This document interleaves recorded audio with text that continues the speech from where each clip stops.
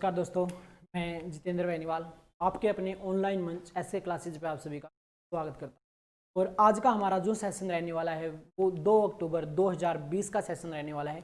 आज हम current affair के वो इंपॉर्टेंट क्वेश्चन उठा के लेके आए हैं जो आपको बहुत ही मजा देने वाले हैं। और आज आपको कुछ नया सिखाने को मिलेगा। क्या मिलेगा? आज आपको कुछ नया सीखने को मिलेगा। तो आज की क्लास को सिर्फ आप उस हिसाब से मत देखना कि यार ये एग्जाम में क्वेश्चन आएगा या नहीं आएगा।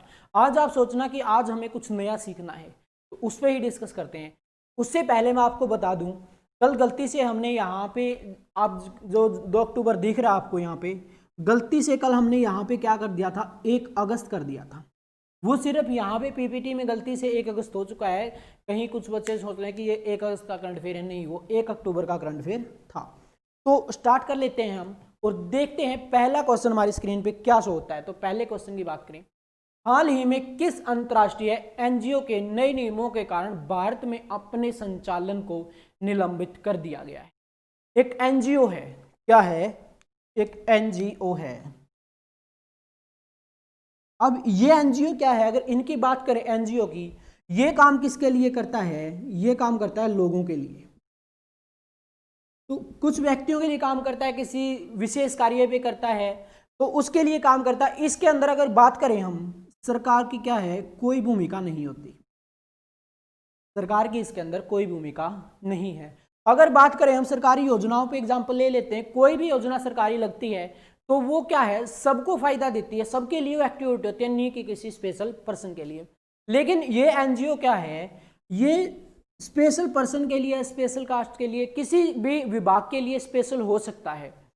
तो इसलिए जो एक एनजीओ है, इसने क्या किया है? भारत में अपने संचालन को निलंबित कर दिया है। अब इसकी बात कर लें तो ये कौन सा है? Amnesty international. कौन सा है? एमनेस्टी जी है ये, एआई, जिसको क्या बोल सकते हैं हम? एआई ने। इसने क्या कहा है? 1 अक्टूबर से 2020 को ये क्या कर देगा? भारत से अपनी शाखाएं उठा लेगा। भारत की अगर हम बात करें, इसकी जो शाखा है वो कहाँ पे है? वो है बेंगलुरु में।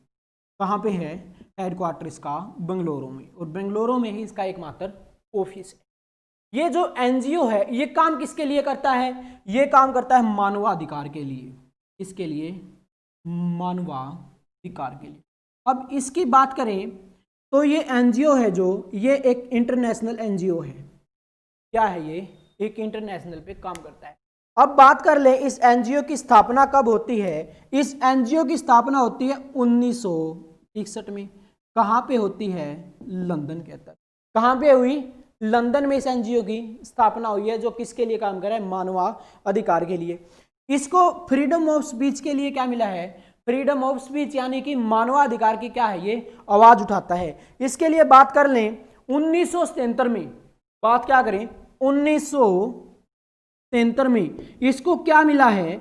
इसको मिला है जी नोबेल प्राइज। कब मिला है? 1973 में। क्या मिला इसको? नोबेल प्राइज मिला है।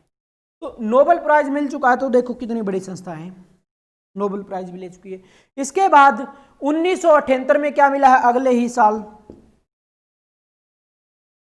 यूएन प्राइज से भी सम्मानित किया है। यूएन ने भी क्या दिया है? इसको प्राइज दिया है। अब बात कर लें कि ऐसा क्या हुआ कि भारत में से इसने अपनी शाखाएं उठाने की बात की है। इसने कहा है कि मैं भारत में काम नहीं करूंगा। तो उसका कारण क्या है? जो इंडिया गवर्नमेंट है, भारत सरकार ने क्या कर दिया? इसके कुछ बैंक अकाउंट थे जिसमें क्या थे? पैसों की आना जानी होती, ट्रांजैक्शन होती थी, जिसमें इसका फंड होता था, उसको क्या कर दिया इन्होंने? बंद कर दिया। भारत सरकार ने क्या कर दिया? बंद कर दिया। अब आप बहुत सारे सोच रहे होगे सर ये क्या कर दिया इन्होंने, इसके इनके अकाउंट को बंद क्यों कर दिया इन्होंने? ऐसा क्या कर दिया? ये तो लोगों की भलाई के लिए ही कार्य कर रहे हैं। तो उस पर बात कर लेते हैं, ऐसा क्या हुआ। जब बात करें हम, धारा 370 हटाई गई, तब भी ये क्या कहने लगे कि यहां पे मानवाधिकार का क्या हो रहा है? हनन हो रहा है। उसके बाद ही इन्होंने, जब हमने आतंकवादियों को फांसी देने की चाहा तो आतंकवादियों को फांसी दी, उस पर भी इन्होंने बोला कि आप आतंकवादियों को फांसी नहीं दे सकते, ये मानवाधिकार के खिलाफ है। तो हमने बोला कि हमारे कानून और हमसे बड़े आप, क्या ये हमें मंजूर है? हमारा देश और हमारी ना चले, हमारे कानून को ये छोटे बताते हैं कि इनका कानून तो सही नहीं है। एक तरफ से अगर देखा जाए तो ये क्या कर रहे हैं, हमारी बेइज्जती कर रहे हैं। तो हमने सोचा कि भाई जी इसके अकाउंट चेक कराए जब हमने आईबी के द्वारा, तो अकाउंटों से पता चला कि 4 ऐसे अकाउंट हैं जिसकी ये हमें कोई जानकारी नहीं देती, जिसके अंदर फंड कहां से आता है, जिसके अंदर फंड कहां से आ रहा है, उन 4 अकाउंटों की हमें कोई जानकारी नहीं है। तो जानकारी होनी चाहिए लेकिन नहीं है, तो इसलिए क्या कर दिया गया, अकाउंट बंद कर दिए गए। अब जैसे ही अकाउंट बंद करे, ये बोले ऐसे तो हम आपके यहाँ काम करेंगे नहीं, तो हमने बोल दिया जी काम करो ना करो, हम आपके अकाउंट नहीं ओपन करेंगे। आपको अगर जाना है तो भले ही आप जा सकते हो, पहले फोर्ड जैसी कंपनियां भी तो गई हैं। हम हमारे देश में ही सही है, हम सही है जो कर रहे हैं, हमारी गवर्नमेंट सही है, हमारे जो कानून हैं वो परफेक्ट हैं, आप उनको झूठा नहीं बना सकते, आप उनको छोटा नहीं बना सकते, तो आप यहां से जा सकते हो। तो क्वेश्चन बहुत अच्छा है, ऑप्शन में हो सकता है आपको डायरेक्ट मिल जाए AI, तो इस पे ध्यान रखना। और इसको क्या मिला हुआ है, नोबेल प्राइज भी मिला हुआ है। अब यहां पे ये क्या है, करंट का मुद्दा बना हुआ, तो पूछा जा सकता है AI को नोबेल प्राइज कब मिला, 1977 में। इसकी स्थापना कब हुई थी, 1961 में। कहां पे हुई थी, लंदन में हुई थी। इसके बाद नेक्स्ट क्वेश्चन देख लेते हैं कौन सा है, तो ये हमारा डिस्क्रिप्शन हो गया इसके साथ। हाल ही में भारत ने किस राज्य में कार्गो बुखार के मामले सामने आए हैं। अब ये आप ये बोलोगे कि सर आप तो हर रोज कुछ ना कुछ मारने वाली बातें करते हो, कोई ना कोई बीमारी ही लेके आते हो, कल हंता लेके आए थे, कल वो क्याट क्या लेके आए थे, परसों कुछ और लेके आए थे, कि आप तो सिर्फ मारने की बात कर रहे हो। कोरोना से भी खतरनाक बीमारियों से मिला रहे हो आप तो हमें हर रोज। तो जो ये बुखार मिला है, इसके सिम्टम कहाँ पे पाए गए हैं, इसके सिम्टम पाए गए जी महाराष्ट्र में। कहाँ पे, कौन से राज्य के अंदर, महाराष्ट्र के अंदर। अब इसकी बात कर ले का वो जो ये बुखार है, अब ये मान ले कि बताओ इसके लक्षण कैसे पता चलता है। जब जिसको कागो बुखार होता है ना, उसके लक्षण की अगर हम बात करें तो उसके नाक और मुंह के अंदर से क्या निकलता है, खून निकलता है। अब आप बोलोगे सर ये तो कोई बात नहीं है, इलाज हो जाएगा, बुखार है सबको चढ़ता है। अरे भाई नहीं चढ़ता सबको ये बुखार, ये जब चढ़ता है तो हम इसको फिर वहीं लेके चलते हैं अपने पास, कहाँ पे, कोविड-19 में। कहाँ के अंदर, कोविड-19 के अंदर। और कोविड-19 के अंदर बात की जाए, जो डेथ रेशो है वो कितनी है, उस पर अगर हम बात करें तो डेथ रेशो है 1 से 2%। कितनी है, सिर्फ 1 से 2% लोगों की मृत्यु हो रही है। लेकिन बात करें ये जिसको हो जाता ना, तो इस बुखार की जो डेथ रेशो है कितनी है, 10 से 40%। अब बताओ खतरनाक कौन, कार्गो या कोविड-19। अब बहुत सारे तो गालियां दे रहे होंगे मन ही मन कि ये सर भी हमें मार के छोड़ा, कभी तम्बाकू से मार रहा है, कभी किसी से मार रहा है, कोविड-19 से सारी दुनिया मर रही है, उसका नाम ही नहीं ले रहा। तो अब आंकड़े तो आपके सामने है कि खतरनाक कौन है। कल हमने देखा था कि जो तम्बाकू से मरने वालों की संख्या भारत में कितनी है, 10 लाख। कोविड-19 से मरे हैं कितने, 96,000। तो खतरनाक कौन हुआ, तम्बाकू हुआ। ऐसे ही विश्व की बात करें तो 60 लाख तम्बाकू से मरे हर साल, और कोविड-19 से कितने मरे, 10 लाख। तो ये है आंकड़े। तो अब खतरनाक कौन, अब इसकी बात कर लें हम। अब आप बोलोगे सर ये तो कोई नई बीमारी है या पुरानी है, इसका तो इलाज भी है। तो नहीं भैया, इसका कोई इलाज नहीं है, लेकिन बीमारी बहुत पुरानी है। क्या है, बीमारी बहुत ज्यादा पुरानी है। बात कर ले पहली बार 1944 में क्या हुए थे, पहली बार 1944 में इसके मरीज मिले हैं। और कहां पे मिले हैं ये बात कर लेते हैं। इसके जो मरीज मिले हैं वो मिले क्रीमिया में, एक देश है, कौन सा, क्रीमिया देश। अब आप सोचते होगे सर इतनी पुरानी बीमारी है तो पक्का इसका इलाज है। मैं बोलता हूं अरे इसका घंटा इलाज नहीं है, कोई इलाज नहीं है इसका। अगर इलाज होता तो इलाज कर ही लेते, तो इसका कोई भी इलाज नहीं है। कहां पे पाए, पहली बार 1944 में क्रीमिया देश में। हाल ही में पाए गए हैं कहां पे, हमारे यहाँ महाराष्ट्र के अंदर। अब बात कर लेते हैं जी ये फैलता कैसे है। अब जितनी भी बीमारियां आई हैं वो कैसे फैली हैं, सारी की सारी पशुओं से तो फैली है। कोई बोलता चमगादड़ खा गया, कोई सुअर खा गया, कोई कुछ और कोई कुछ। तो ये जो फैल रही है, अब इसके सुन लेना। अब ये बात सुन के तो बहुत सारे हैं जो डरने वाले हैं, बहुत सारे स्टूडेंट मिलेंगे जो डर रहे हैं। और सबको बताना ये वीडियो कि सर ने आज ये बताया था। तो ये किससे फैलता है? ये फैलता जी पशुओं से। बात करें हम हमारी नॉर्मल लाइफ में यूज होती है गाय भैंस, तो मैं आपको दिखा देता हूं आगे पिक्चर भी। तो देखो गाय है भैंस है जो हमारी नॉर्मल लाइफ में है, वो सारी चीजें यहाँ पे हमने शो कर रखी है। और इसके साथ ही पिक्चर में आप देखोगे कि यहाँ पे क्या है, एक किस प्रकार से जीव है। अब इसकी अगर हम बात करें तो इसको क्या बोलते हैं हम?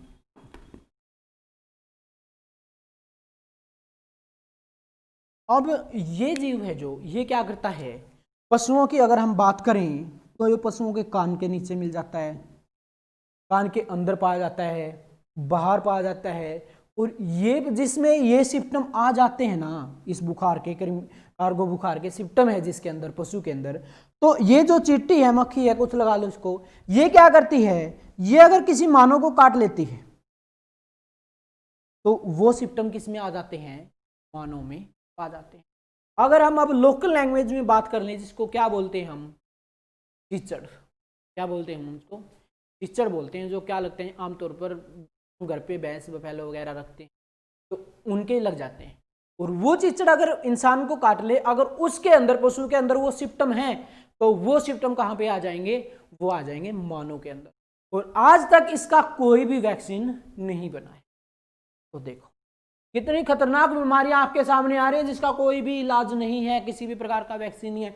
हमसे यहाँ कोविड-19 का वैक्सीन नहीं ढूंढा जा रहा, और इसकी तो बात करें 1944, कितना पुराना है देख लो, आज तक इसका हमारे पास वैक्सीन नहीं है। तो खतरनाक कितना, कोविड में तो कितने हैं 1 से 2% की डेथ होती है, लेकिन यहाँ पे तो 10 से 40% का रेशो निकल के सामने आता है जी। कितना आता है, 10 से 40। अब मैं आपको बता देता हूँ, एक बात और बताता हूँ आपको जो आपके लिए इंपॉर्टेंट है। आप क्या करना, एक बार इस वीडियो को देख लेना, चाहे आप थोड़ी स्पीड बढ़ा के देख लेना, लेकिन दोबारा से इस वीडियो को पॉज कर करके देखना, रोक रोक के देखना बीच बीच में। जो मैंने डिस्क्रिप्शन डाल रखा है बहुत सारा, उसमें क्या है, मैं पीछे वाले डेटा भी बता रखा है जो अब यहाँ पे बोल के इतना एक्सप्लेन नहीं करवा जा सकता। अगर इतना हम करवाने लगे तो 3 से 4 घंटे हमें यहीं लग जाएंगे। तो उसको क्या करना है, आपको सिर्फ पढ़ना है, सारे को राइट डाउन नहीं करना है। राइट डाउन सिर्फ हमने जो 10 क्वेश्चन उठाए हैं वो, और उससे कुछ छोटा बहुत स्टैटिक वही राइट डाउन करना है। लेकिन इस वीडियो को दोबारा से बीच में रोक रोक के, जो डिस्क्रिप्शन मैंने लिखा हुआ है इसके अंदर पिक लगी हुई हैं, एक बार उसको अच्छे से पढ़ लेना। तो नेक्स्ट क्वेश्चन देखते हैं हमारा कौन सा है। तो इससे पहले हम देख लेते हैं महाराष्ट्र की जानकारी ले लेते। महाराष्ट्र की राजधानी क्या है, कैपिटल क्या है, मुंबई। राज्यपाल कौन है, भगत सिंह केसरी।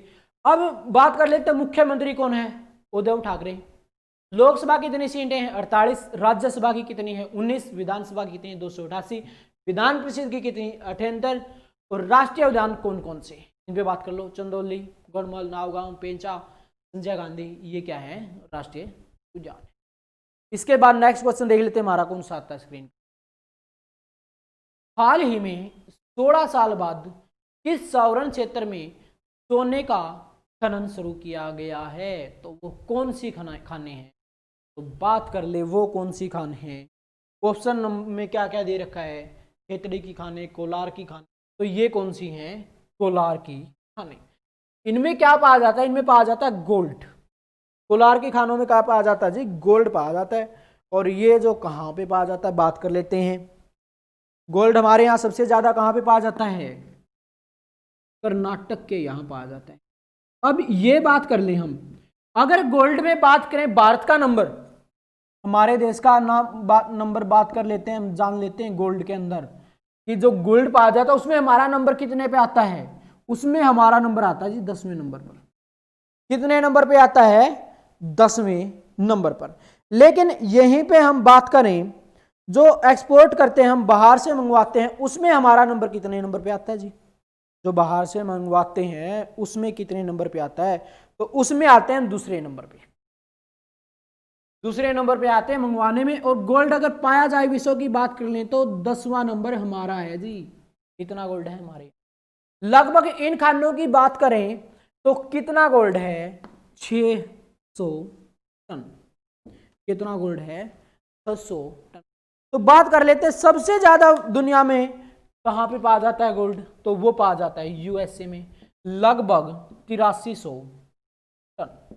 अब यहां पे बात कर ले, अब आप कहोगे कि सर जब हमारे यहाँ इतना गोल्ड है तो हम बाहर से क्यों मंगवा रहे हैं, और हमने इसका जो काम शुरू किया है गोल्ड निकालने का, एक्सपोर्ट करने का, तो ये 16 साल के लिए बंद क्यों कर रखा था, 16 साल से पहले हमने शुरू क्यों नहीं किया।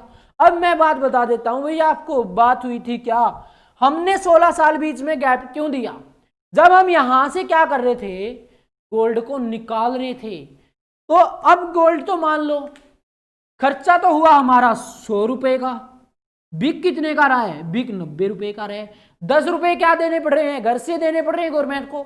इसी को हम जब बाहर से मंगवा रहे हैं तब क्या है, हमें ये सस्ता पड़ता था, बाहर से मंगवाने में क्या था, ये सस्ता पड़ता था।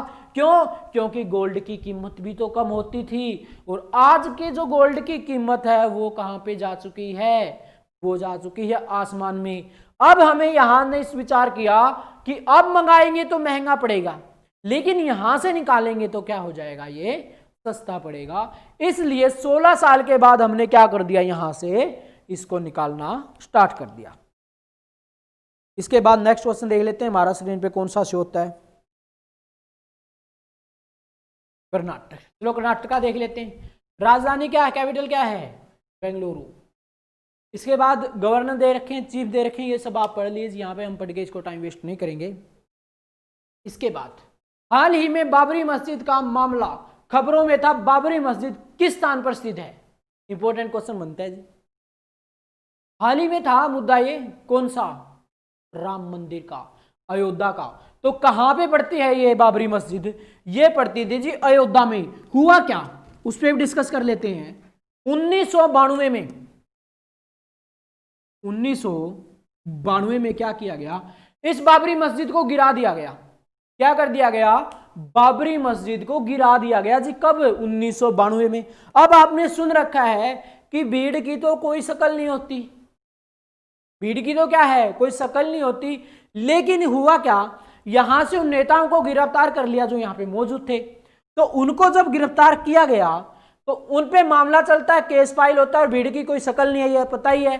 तो अब उनके खिलाफ कोई सबूत नहीं मिलता है तो उनको बरी कर दिया जाता है, मतलब क्या है, उनको आजाद कर दिया जाता है। और अब यहां पे राम मंदिर की नींव रखी जा चुकी है, राम मंदिर बनना स्टार्ट हो चुका है। तो इसलिए ये क्या है, करंट का मुद्दा बना हुआ है। लेकिन यहां से क्वेश्चन आ जाता है कि बाबरी मस्जिद का निर्माण कब हुआ, किसने करवाया, यहां पे बात कर लेते हैं। तो इसकी बात करें 1528 और 1530 में निर्माण हुआ था इसका। किसने करवाया था, मुगल बादशाह बाबर ने करवाया था। तो यहां पर निर्माण हुआ था, मीर बाकी ने इसका निर्माण करवाया था, मीर बाकी ने। तो यहीं पे डिस्कस करें हम। इसके अलावा और क्या आती है, अब आपके सामने आते हैं दो पक्ष, एक शिया मुसलमान और एक सुन्नी मुसलमान। दोनों से क्वेश्चन आते हैं। जो शिया बोर्ड है, जो शिया बोर्ड है, ये तो क्या चाहता है कि जी हाँ जी यहां पे राम मंदिर था, आप क्या कर दो, राम मंदिर यहां पे बना दो। शिया तो क्या है, हमारे पक्ष में था। लेकिन बात कर लें जो सुन्नी वक्ता बोर्ड है, जो सुन्नी मुसलमान है, ये क्या चाहते हैं, नहीं जी हम यहां पे राम मंदिर नहीं बनने देंगे। तो ये क्या था, बहस का मुद्दा बना हुआ था। तो क्वेश्चन ये भी पूछा जा सकता है कि राम मंदिर बनाने में कौन से मुसलमान पक्ष में थे, शिया या सुन्नी। तो कौन से थे, शिया मुसलमान। इसके बाद नेक्स्ट क्वेश्चन देख लेते हैं हम, कौन सा है, हाल ही में किस देश ने प्रवासियों पर यूरोपीय संघ समझौते को खारिज किया है। अब देख लो जी, समझौते पर को खारिज किसने किया है। जो आवागमन है, लोग इधर से उधर जाके रहते हैं, और उसका जो यूरोपीय संघ का समझौता था उसको खारिज कर दिया गया है। किसके द्वारा कर दिया गया है, स्विट्जरलैंड के द्वारा। तो ऑप्शन नंबर 1 क्या है इसका करेक्ट। इन्होंने क्या कर दिया, इस आवागमन को खारिज कर दिया कि नहीं जी हमें नहीं झंझट चाहिए, ये इसको खारिज करो, अपने यार हो हम अपने यार। ताकि लेकिन एक क्वेश्चन ये भी बन जाता है, इनमें से कौन सा यूरोपीय संघ का हिस्सा नहीं है, इन देशों में से कौन सा यूरोपीय संघ का हिस्सा नहीं है। तो यूरोपीय संघ के हिस्से की अगर हम बात करें तो कौन सा नहीं है? स्विट्जरलैंड। कौन सा है? जर्मन, स्वीडन और फिनलैंड। ये क्या है? यूरोपीय संघ के सदस्य है, लेकिन स्विट्जरलैंड नहीं है। इसके बाद नेक्स्ट क्वेश्चन देख लेते हैं।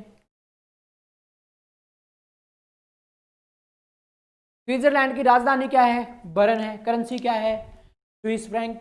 और सिमोनिया सोमरूस के क्या प्रधानमंत्री हैं? कहां पे पड़ता है? यूरोप महाद्वीप के अंदर। के बाद नेक्स्ट क्वेश्चन, विश्व का पहला ट्रम्प पुस्तकालय किस स्थान पर खोला गया है? विश्व का पहला ट्रम्प पुस्तकालय कहां पर खोला गया है? इंपॉर्टेंट क्वेश्चन बनता है जी। ये खोला गया कहां पे? कोलकाता के अंदर। कहां पे खुला है? कोलकाता के अंदर। अब बात कर लेते हैं जी, ये सिस्टम क्या है जी? यार ट्रम्प पुस्तकालय है क्या? ये भी तो कुछ पढ़ने वाली बात है। तो इसको क्या बोलेंगे हम? विश्व का चलता फिरता पुस्तकालय। इसका विश्व का चलता फिरता पुस्तकालय कौन सा? ट्रम्प पुस्तकालय। और लगभग इसमें सीटिंग कितनी है? 35 बच्चों की। कहां पे लॉन्च किया गया है? ये कोलकाता के अंदर इसको चलाया गया है। अब बात कर लेते हैं, इसमें कुछ और आता है। तो जो ये एशिया का पहला ट्रम्प रेलवे था, ये कहां पे चला था जी? ये चला था कोलकाता के अंदर। कब? 873 में। एशिया का पहला क्या है? ट्रम्प रेलवे था। ये एक रेल थी जो कहां पे चलती थी? सड़क पे चलती थी। तो अब हुआ क्या है? ऐसे ही पद्धति स्टार्ट की गई है, इसको स्टार्ट किया गया है। ये पहले कोयले से चलती थी, लेकिन 1900 में क्या थी? ये बिजली से चलना स्टार्ट कर दिया। अब इसको कोलकाता में चलाया गया है। ये क्या है? रोड पे चलेगी, इधर से उधर। कहाँ चलेगी? इधर से उधर चलेगी जी। ये कहाँ से? श्याम बाजार और ईलैंड रूट से। तो श्याम बाजार में चलेगी जी। ये लगभग 30 किलोमीटर की दूरी तय करती है। सॉरी, रास्ते पे चलेगी श्याम बाजार में। और जहां पर लगभग 30 शिक्षण संस्थान है। क्या है? 30 शिक्षण संस्थान है। अब बच्चे इसके अंदर एंट्री करेंगे, चलते फिरते पढ़ेंगे। मतलब वो चलते फिरते नहीं, ये चलेगा ट्रम्प पुस्तकालय। ये चलता रहेगा, आप आराम से बैठो जैसे बस में बैठते हो। और बैठ के क्या है? बस में बैठ के आप गेम खेलते हो, मूवी देखते हो, लेकिन नहीं। अब यहाँ पे क्या है? लाइब्रेरी है ये। इसमें बैठ के आराम से आप पढ़ो। आपकी सैर भी होगी, यात्रा भी होगी, साथ में क्या होगी? पढ़ाई भी होगी। नेक्स्ट क्वेश्चन देख लेते हैं, कौन सा है? फिर से कोलकाता में वेस्ट बंगाल पश्चिम बंगाल के बारे में बता रहा है ये, हमें पढ़ लेना आप इसको अच्छे से।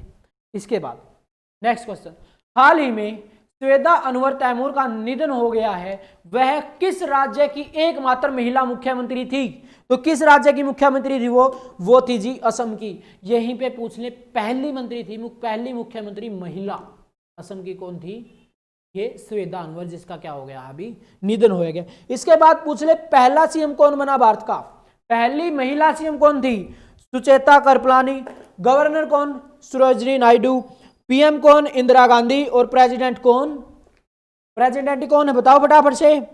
प्रतिभा पाटिल। कौन थी? प्रतिभा पाटिल। तो ये क्वेश्चन इंपॉर्टेंट हो जाते हैं कि पहला, फर्स्ट व्यक्ति, प्रथम व्यक्ति, प्रथम कुछ भी चीज हो जो फर्स्ट है वो क्या है? इंपॉर्टेंट हो जाती है, फर्स्ट और लास्ट। इसके बाद नेक्स्ट क्वेश्चन देख लेते हैं। ये दे रखा कुछ ब्यौरा इसका। इसके बाद असम की राजधानी क्या है? दिसपुर है। राज्यपाल जगदीश मुखी हैं जी। इसके मुख्यमंत्री कौन है? सर्वानंद। इसके बाद देख लेते हैं नेक्स्ट क्वेश्चन, भारतीय दूरसंचार नियामक प्राधिकार के नए अध्यक्ष के रूप में किसे नियुक्त किया? TRIA के नए अध्यक्ष कौन नियुक्त किए? तो ये कौन हुए हैं? PD बाघेल। कौन हुए हैं? PD बाघेल क्या बने हैं? यहाँ के इसके नए अध्यक्ष बने गए हैं। तो नेक्स्ट क्वेश्चन देख लेते हैं, हाल ही में किस राज्य ने क्राइम इन इंडिया रिपोर्ट जो कि NCRB द्वारा जारी की गई है, उसमें प्रथम स्थान पर कौन है? इंपॉर्टेंट क्वेश्चन है। National crime report bureau. National crime report bureau ने क्या किया? अपनी रिपोर्ट दी है और पूछ रहा है बताओ कौन सा प्रथम स्थान पर है। तो बात करें प्रथम स्थान पर कौन है इनमें, ऑल ओवर में अगर देखा जाए तो प्रथम स्थान पर कौन सा है? उत्तर प्रदेश। क्या है? उत्तर प्रदेश। उत्तर प्रदेश में आए ना दे ना कुछ कांड होते रहते हैं, तो उत्तर प्रदेश क्या फेमस है। लेकिन बात कर ले कास्टिज्म में सबसे पहले कौन है? कास्टिज्म की अगर हम बात करें तो कौन है? ये है राजस्थान। राजस्थान क्या इसमें सबसे आगे। ये रिपोर्ट किसने दी है? नेशनल क्राइम रिपोर्ट ब्यूरो ने क्या है? एक रिपोर्ट दी है जिसमें बताया कि शीर्ष स्थान पर कौन है, उत्तर प्रदेश। इसके बाद नेक्स्ट क्वेश्चन हमारी स्क्रीन पे क्या शो होता है, किस राज्य के पर्यटक अभियान को पाटा भव्य पुरस्कार 2020 से सम्मानित किया गया है। इंपोर्टेंट क्वेश्चन आता है, ये भी पाटा पुरस्कार मिला है। आपको करना क्या है, देखो बहुत सारे क्वेश्चन इनमें से बहुत सारे निकलेंगे, जैसे पाटा की फुल फॉर्म क्या है, पाटा की स्थापना क्या हुई, ये पुरस्कार कब दिया गया, क्यों दिया गया, कैसे दिया गया। हाल ही में पुरस्कार दिया गया है किसको, केरल पर्यटक विभाग को, केरल टूरिज्म बोर्ड को क्या दिया गया है, ये पाटा भव्य पुरस्कार 2020 क्या किया गया, सम्मानित किया है। तो आज का हमारा सेशन यहीं पे हम ड्रॉप करते हैं। केरल के देख लेते हैं, राजधानी क्या है, तिरुवनंतपुरम, राज्यपाल कौन है, आरिफ मोहम्मद खान। इसके बाद पिनराई विजयन कौन है इसके सीएम है। लोकसभा की सीटें कितनी है, 20, राज्यसभा की सीटें कितनी है, 9, और विधानसभा की सीटें कितनी है, 140। और राष्ट्रीय उद्यान के बारे में आपको पूछ ले, केरल में ही क्या है, सांत घाटी भी पाई जाती है। इस प्रकार से क्या है, पेरियार भी क्या है, कहाँ पे है, केरल में है। अन्नामुडी झील भी केरल में है। तो केरल में और भी बहुत सी कुछ चीज़ें हैं जो आपको मिल जाएंगी। तो आप ये है ना थोड़ा बहुत पढ़ लिया करो एक राज्य के बारे में भी, उस क्वेश्चन से रिलेटेड कि इसकी ये राजधानी है, इसका प्रधान सीएम कौन है, इसका गवर्नर कौन है, डिप्टी सीएम कौन है। तो इस प्रकार से आप पढ़ लिया करो ताकि खुद कुछ आप भी पढ़ा करो, और हर चीज़ के लिए टीचर पे ही डिपेंड मत रहो। तो आप स्वयं भी इन चीज़ों को आप पढ़ा करो। इस वीडियो को आप 1 से 2 बार अगर देख लोगे, माइंड में सेट कर लोगे, भले ही आप इससे लिख ना पाओ तो इसके स्क्रीनशॉट ले लेना जगह जगह से, जो जो इंपॉर्टेंट क्वेश्चन लगे आपको। इंपॉर्टेंट तो देखो सारे, आपको बहुत सारी जानकारी मिली है यहाँ से, कुछ ना कुछ नया ही सीखने को मिला होगा। करंट अफेयर तो बहुत सारी पढ़ाई जा रही है, सभी पढ़ा रहे हैं, लेकिन आप ये किया करो, ये सोच के करंट अफेयर पढ़ा करो आज हमें कुछ नया सीखना है। सिर्फ उस पर डिपेंड नहीं रहो कि हाँ जी ये क्वेश्चन एग्जाम में आएगा, नहीं जी ये तो आने वाला नहीं है। अरे चल ये आने वाला नहीं है तो ये तो देख जो सिखा कितना रहा है, कम से कम ये तो सोचा करो कि हाँ आज हमें कुछ नया। तो आज की क्लास को हम यहीं पे ड्रॉप करते हैं। तो मुझे पता है आपको क्लास अच्छे से पसंद आई है, तो इसको लाइक और शेयर करें।